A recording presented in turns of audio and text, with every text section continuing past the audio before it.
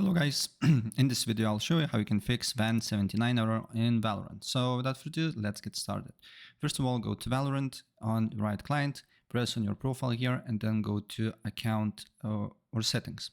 And then look in what, if you have multiple drives, and look in what drive Valorant is installed. In my case, is C drive.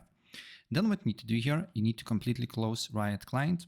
Should be no Riot client in the task manager, in the system tray here, and in task manager as well.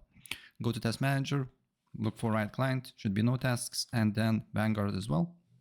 Vanguard should be disabled as well. So this is the first step. And then what you need to do here is to go to your disk where Valorant is installed. In my case is disk C, then program files, and then you should see Riot Vanguard folder. Riot Vanguard, and you need to delete this particular folder. If for some reason you cannot delete folder instantly, then just delete all the contents from the folder here.